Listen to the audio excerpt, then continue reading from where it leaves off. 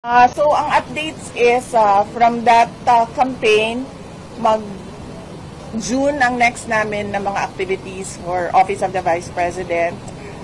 Ngayong end of May, pupunta kami sa Doha, Qatar. If you can remember, merong mga nakulong doon na mga supporters.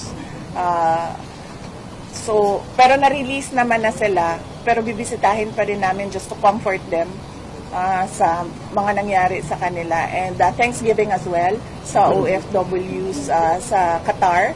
So meron kaming Qatar on May 27, and then meron kaming Thanksgiving yon sa Doha, May 27, and then May 31 merong program, may rally doon, ICC, send PRRD home doon sa The Hague, sa harap ng detention center where they call it Duterte Street. So wala akong birthday celebration for this year. Lahat ito para sa ICC case.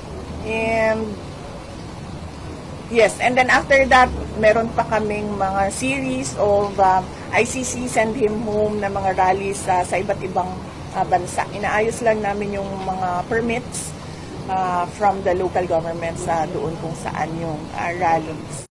So ang updates is from that campaign, June ang next namin na mga activities for Office of the Vice President. Ngayong end of May, pupunta kami sa Doha, Qatar. If you can remember, merong mga nakulong doon na mga supporters. Pero na-release naman na sila, pero bibisitahin pa rin namin just to comfort them sa mga nangyari sa kanila, and Thanksgiving as well sa OFWs sa Qatar.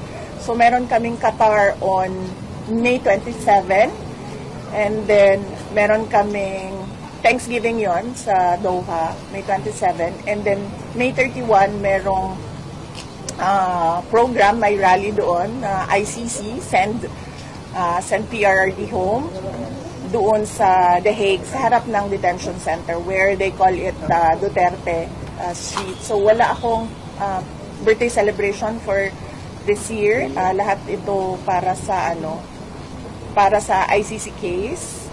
And yes, and then after that, meron pa kaming mga series of ICC send him home na mga rallies sa iba't ibang bansa. Inaayos lang namin yung mga permits from the local governments doon kung saan yung rallies.